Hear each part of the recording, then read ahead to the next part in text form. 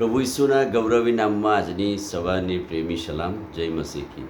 Praise the Lord. Hallelujah. આજે સવારે ખાતરીદાયક પ્રભુનું વચન, એ તો પ્રભુનો માર્ગ છે.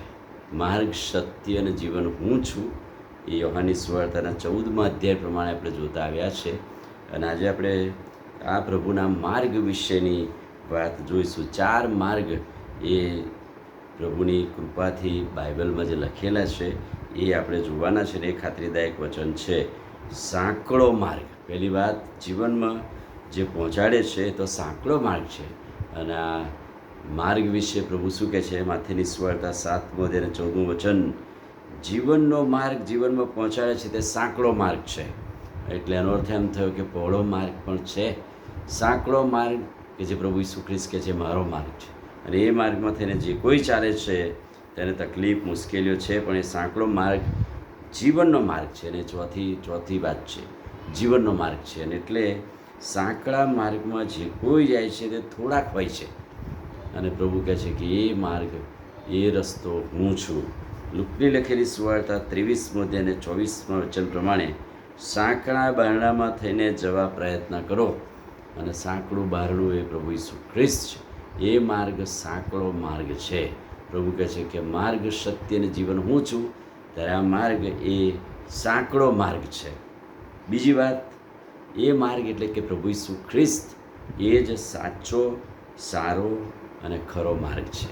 પ્રભુ ઈસુ ખ્રિસ્ત દ્વારા જ આપણે સત્ય પ્રગટ કરી શકીએ છીએ, સત્ય પ્રાપ્ત કરી શકીએ છીએ.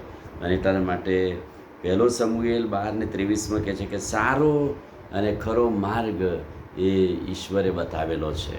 અને સમુએલના પુસ્તકની અંદર એ વાત સ્પષ્ટ લખી છે, સારો અને સત્ય માર્ગ એ યહોવા દેવ ઈશ્વર મારફતે પ્રાપ્ત થયેલો છે. 1 રાજા 8:36, કેમ કે તેઓએ શું માર્ગે ચાલવું જોઈએ, એટલે કે સારા માર્ગે ચાલવું જોઈએ. અને સારો માર્ગ એ પ્રભુ ઈસુ ખ્રિસ્ત છે.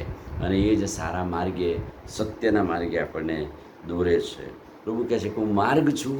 ત્યારે માર્ગ કેવો છે? સીધો છે. ગીતશાસ્ત્ર 107:7, તેણે તેઓને સીધે માર્ગે દોર્યા કે તેઓ વસવાલાયક નગરે પહોંચે. વસવાલાયક નગરે પહોંચવું હોય તો સીધા માર્ગે ચાલવું જોઈએ. સીધો માર્ગ એ પ્રભુ ઈસુ ખ્રિસ્ત છે.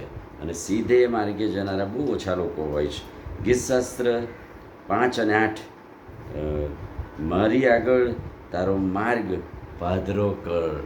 પ્રભુને પ્રાર્થના કરતાં, ગીત કરતાં એમ કહે છે, પ્રભુ મારી આગળ તમારો માર્ગ છે એ તમે સીધો ને પાધરો બતાવો, કે સીધા માર્ગે થઈને જીવનનો માર્ગ. ગીતશાસ્ત્ર 16:11 એ વચન લખેલું છે.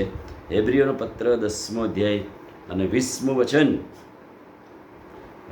એક નવો માર્ગ કે જે જીવનનો માર્ગ છે, ઉદ્ધારનો માર્ગ છે, પ્રભુએ આપણા માટે મૂકેલો છે. નીતિવચન 6:23, શિક્ષણ અને નસીહત એ જીવનનો માર્ગ છે. અને શિક્ષણ દ્વારા જ જીવનના માર્ગ મારફતે આપણે પ્રભુ પાસે જઈ શકીએ છીએ. માર્ગ, સત્ય અને જીવન હું છું, ત્યારે આ પ્રભુનો માર્ગ સાંકડો માર્ગ છે.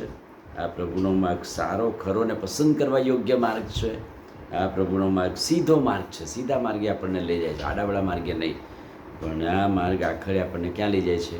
અનંત જીવન તરફ, જીવન તરફ લઈ જનારો આ માર્ગ છે. આમીન. પ્રાર્થના કરે, પ્રભુ આજે સવારે સીધા અને જીવનના માર્ગ તરફ ચાલવા આજનું ખાતરીદાયક વચન તમે અમને આપ્યું છે. સત્યનો માર્ગ અપનાવવા માટે સત્ય વચનો દ્વારા તમારા વચનોથી તૃપ્ત કરો. પ્રભુ ઈસુના નામમાં માગીએ છીએ, સાંભળો ને માન્ય કરો. આમીન.